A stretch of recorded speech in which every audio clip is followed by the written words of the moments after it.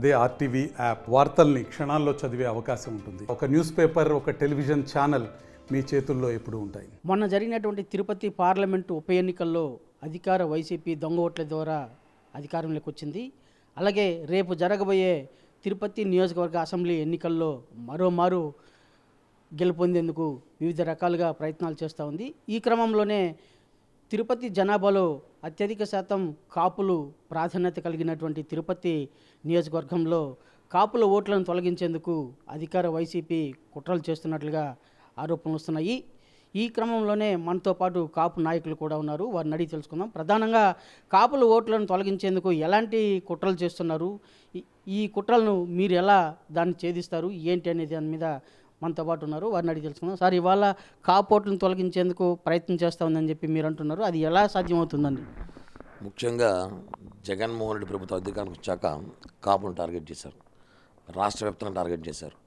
అందులో తిరుపతిలో మనం చూసటం ఉప ఎన్నికలు జరిగినప్పుడు 36,000 దొంగ ఓట్లు ఎక్కించారు. మొన్న దాని మీద ఐఏఎస్ సస్పెండ్ అయ్యారు, పోలీస్ అధికారులు ఇంటికి వెళ్ళారు, ఇంకా అనేక అధికారుల మీద విచారణ జరుగుతూ ఉంది.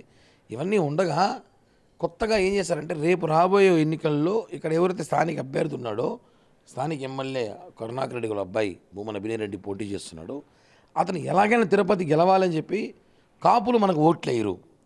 ఇక్కడ కాపులకి దాదాపు 40% ఓటు అంటే 70 నుంచి 75,000 ఓట్లు మనకు ఉన్నాయి. ఈ ఓట్లు సగాలుగా తొలగించేయాలి అనే ఆలోచనతో కుట్రపూరితంగా రకరకాల కుట్రలు, ఎన్ని విధాలుగా కాపుల మీద అవకాశం ఉంటే అన్ని విధాలుగా కాపుల్ని ఓట్లు. ఎలాంటి, ఇప్పుడు కొంతమంది ఆఫీసర్ చదువుకుంటారు, కాపు ఉద్యోగస్తులు ఉంటారు, వాళ్ళు ఎవరు ఇప్పుడు ఏం చేస్తారంటే మెప్మా సంఘాలు, మహిళా సంఘాలు, డ్వాక్రా సంఘాల్లో కాపు మహిళలు ఉంటారు, వాళ్ళకి ఈ విధంగా వినిపించింది. చూడండి, బల్జీ క్యాస్ట్ ఉండే వాళ్ళది లిస్ట్ రాసుకురండి అని చెప్పి, కాబట్టి మన సమైక్యలో ఎవరు బల్జీ క్యాస్ట్ ఉండదు వాళ్ళది ఆధార్ కార్డు, వాళ్ళ ఫోన్ ఇలా రెస్పాండ్ అయ్యి పెట్టండి. మా పెడతాను కదా ఒక్కొక్క మెంబరు, అలాగే పెట్టండి. డీటెయిల్స్ అన్నీ తెలుస్తాయి. ఆధార్ ఫోటో పెట్టండి మా, అడ్రస్ డీటెయిల్స్ అన్నీ తెలుస్తాయి మా. మీ సంఘంలో ఎవరెవరు బల్జీలు ఉన్నారో వాళ్ళు Aadhaar card number, address proof పెట్టండి మా.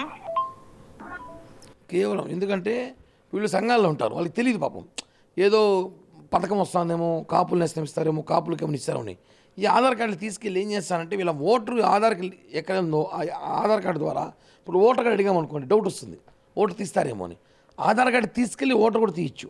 ఓటర్ తీసేయడము, లేకపోతే వాళ్ళకి ఉన్న పథకాలు తీసేయడము, వాళ్ళు ఏమైనా పథకాలు తీసుకుంటున్నారు లేదా, పింఛన్లు తీసుకుంటున్నారు లేదా, రేపు జగన్ గవర్నమెంట్ దిగే ముందు అనేక పథకాలు వేయాల్సి వస్తుంది. అప్పుడు ఈ ఆధార్ కార్డు లింక్ ద్వారా వాళ్ళకి తీయకుండా ఉండడానికి ప్రయత్నాల భాగంగా ఇలా భయపెట్టి బెదిరించి కాపుల్ని టార్గెట్ చేసి ఇలా ఒక ప్రయత్నం చేస్తుంది వైసీపీ పార్టీ తిరుపతిలో. ఇవన్నీ కూడా ప్రసక్తే లేదు. మేము ఒకటే చెప్పాం నిన్నటి రోజు ప్రెస్ మీట్ పెట్టి కూడా, రేపు వచ్చేది జనసేన తెలుగుదేశం ప్రభుత్వం, కాబట్టి ఏ కాపులు ఏ వైసీపీ నాయకులు భయపడాల్సిన అవసరం లేదు. కాబట్టి మీరు ఎవరు ఆధార్ కార్డు ఇవ్వాల్సిన అవసరం లేదు. వచ్చడితే కూడా లేదని చెప్పండి.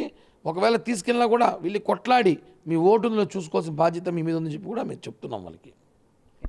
మీరు ఎలా దాన్ని అరికట్టేందుకు ప్రయత్నం చేస్తున్నారు? అంటే కాపుల్లో ఏ విధమైన చైతన్యం కల్పించేందుకు ప్రయత్నం చేస్తున్నారు? తిరుపతిలోని కాపులు మొత్తం 70,000 పైన ఓట్ బ్యాంక్ ఉన్న కాపుల్ని ఎలాగో ఈ వైఎస్ఆర్సీపీ అధికారంలోకి వచ్చినప్పటి నుంచి కూడా ఆ కాపుల్ని తొక్కాలని, కాపుల ఓట్లు తొలగించాలని చెప్పి, ఒక ఇంట్లో 7 ఓట్లు ఉంటే 4 ఓట్లు తీసేసి 3 ఓట్లు పెట్టడం, లేదు వాళ్ళ ఇష్టాచారంగా వాళ్ళే డిలీట్ అని పెట్టుకోవడం, ఓటర్ లిస్ట్ ఆ ఇంట్లో వాళ్ళు లేరని చెప్పి కేవలం కాపుల్ని టార్గెట్ చేస్తూ మాత్రమే ఈరోజు 70,000కి పైగా ఉన్న కాపుల ఓట్లు తిరుపతిలో దాదాపు 40,000 నుంచి 45,000కి తగ్గించేశారు. వీళ్ళు ఎక్కించుకున్నటువంటి దొంగ ఓట్లు 30 నుంచి 35,000 ఓట్లు దొంగ ఓట్లు వీళ్ళు ఎక్కించుకున్నారు. కేవలం అడ్డదారిలో అధికారంలోకి రావడం కోసం, అడ్డదారిలో గెలవడం కోసం వీళ్ళు ఇంత నీచపు చర్యలకే పాల్పడుతున్నారు.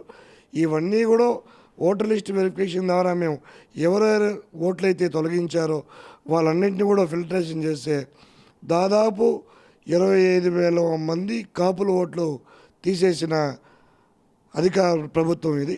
వాళ్ళందరికీ కూడా మా వల్ల అయినంతవరకు మేము కలెక్టర్ గారితో మాట్లాడి, ఎంఆర్ఓ గారితో, మున్సిపల్ కమిషనర్ గారితో మాట్లాడి దాదాపు 15,000కి పైగా ఓట్లు కూడా మళ్ళీ వాళ్ళని నమోదు చేయడం జరిగింది. వీళ్ళు ఇలా అడ్డదారులు తొక్కి కాపుల్ని తొక్కితే మనం తిరుపతిలో గెలుస్తామని చెప్పి వీళ్ళు భ్రమలో ఉన్నారు. ఈరోజు కాపులే కాదు, ప్రతి కులాలు కూడా మీకు తిరుపతిలో మీకు వ్యతిరేకంగా ఉంది. మీ అరాచక పాలన, మీ దౌర్జన్యాలు, మీ భూకబ్జాలు అన్నీ కూడా చూసి తిరుపతిలో అన్ని కులాల్లో చైతన్యం వచ్చింది. మీ కులాలు కూడా మీకు ఓటైన పరిస్థితి ఈరోజు తిరుపతిలో ఏర్పడిందంటే కేవలం మీ అరాచకపు పాలన వల్లే మీరు ఇంత దూరం తెచ్చుకున్నారని చెప్పి కూడా కాపుల్లోనే కాదు ప్రతి ఒక్క కులంలో కూడా చైతన్యం ఈరోజు వచ్చింది. అంటే ఇప్పుడు తిరుపతి ఓటర్లో దాదాపు 40% కాపు ఓట్లు ఉండగా మిగతా రిమైనింగ్ అదర్ క్యాస్ట్లు వచ్చి 60% ఉండరు. అంటే కాపు ఓట్లు తొలగించినంత మాత్రాన మెజార్టీ తగ్గుతుందని భావిస్తున్నారు. కాపు ఓట్లు తొలగించినంత మాత్రాన మెజార్టీ వాళ్ళకైతే ఎటువంటి పరిస్థితుల్లో రాదు, వాళ్ళు గెలవరు కూడా. కాపుల ఓట్లు తీసేసినంత మాత్రాన మనం ఏదో గెలిచిపోతాం సంకల గుద్దుకుంటే సరిపోదు. ఇప్పుడున్నటువంటి మిగతా అగ్రకులాలన్నీ కూడా సరే మీ ప్రభుత్వానికి మీకు వ్యతిరేకంగా ఉన్నారు. ఈరోజు మీ అరాచకపు పాలన చూస్తున్నారు కాబట్టి ప్రతి ఒక్క కులస్తులు కూడా మీకు వ్యతిరేకంగా ఉన్నారు. ఈరోజు అంబేద్కర్ బిడ్డలకి అంబేద్కర్ వారసులం అని చెప్పి వైఎస్ఆర్సీపీలోకి అధికారంలోకి వచ్చి అంబేద్కర్ వారసత్వం మనమే ఎస్సీ ఎస్టీ సోదరులందరూ కూడా వైసీపీకే ఓట్లేయాలని చెప్పి మాట్లాడినటువంటి నాయకులు ఈరోజు మచిలీపట్నంలో ఒక అధికార పార్టీ నాయకుడు అంబేద్కర్ గారి పేరు తీసేసి జగన్మోహన్ రెడ్డి గారి పేరు పెడతారంటే వీళ్ళు మళ్ళీ చూసి మీకు ఎలా ఓటేస్తారని మీకు అనుకుంటున్నారని చెప్పి మేము హెచ్చరిస్తున్నాం. ఓకే, ఇవాళ కాపు ఓట్లు తొలగించే క్రమంలోనే కాపు ఓట్లు తొలగించారన్న ఒక బాధితులు మనతో పాటు ఉన్నారు. వారిని అడిగి తెలుసుకుని, సార్ ఇవాళ మీ ఓట్లు ఎలా తొలగించారు, మీరు ఏంటి అంటే ఓట్లు ఏమో తొలగిస్తున్నారని చెప్పి మీరు అంటున్నారు. అంటే అధికార పార్టీ అలాంటిది ఏం లేదు, కావాలని ఆరోపణలు చేస్తున్నారని చెప్పి పేర్కొంటున్నారు. దీన్ని ఎలా భావించాలి?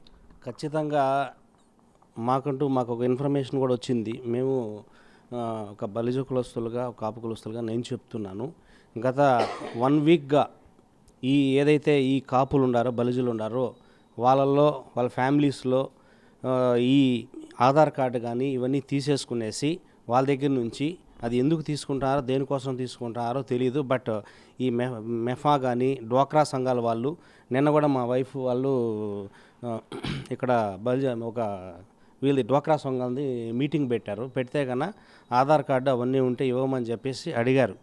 బట్ మా పాప ఆమె వచ్చి నాకు ఫోన్ కూడా చేసింది, ఇవారుగా ఆధార్ కార్డు అడుగుతున్నారంటే నేను ఇవ్వద్దు, అది ఎందుకు ఇవ్వాలనేసి కూడా నేను చెప్పాను.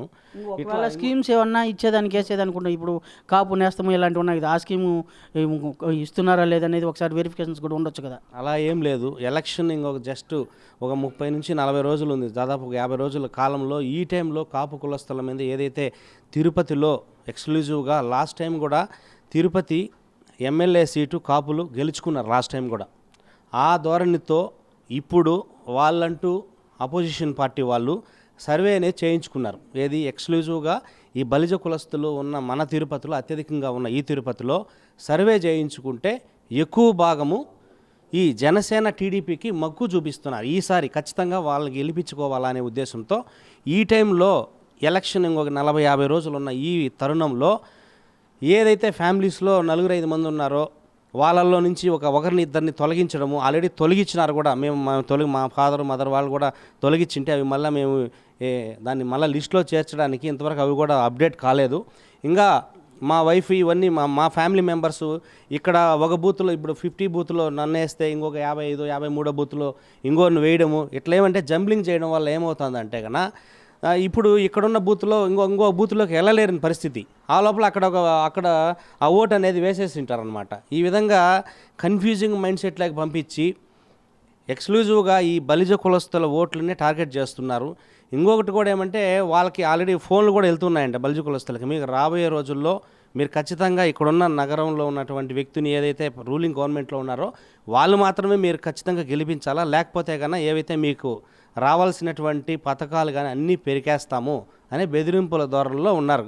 కాబట్టి రాబోయే 2024లో జనసేన టీడీపీ ఖచ్చితంగా విన్ అవుతుంది, ఇక్కడ మనం ఓడిపోతామనే ఉద్దేశంతో కాపుల ఓట్లను తొలగిస్తున్నారు. తిరుపతి లాంటి అసెంబ్లీ నియోజకవర్గంలో కాపు ఓట్ల ప్రాధాన్యతను గుర్తించినటువంటి అధికార పార్టీ కాపు ఓట్లను తొలగించి రానున్న ఎన్నికల్లో గెలిపే లక్ష్యంగా ఇలాంటి కుయుక్తులు పడుతున్నారని చెప్పి బాధితులు సైతం పేర్కొంటున్నారు. వీడియో జర్నలిస్ట్ మనీతో రవి, తిరుపతి. మరిన్ని వీడియోస్ కోసం ఛానల్ ని సబ్స్క్రైబ్ చేయండి, లేటెస్ట్ అప్డేట్స్ కోసం వాట్సాప్ ఛానల్ ని ఫాలో చేయండి అండ్ లింక్ డిస్క్రిప్షన్ లో ఉంది.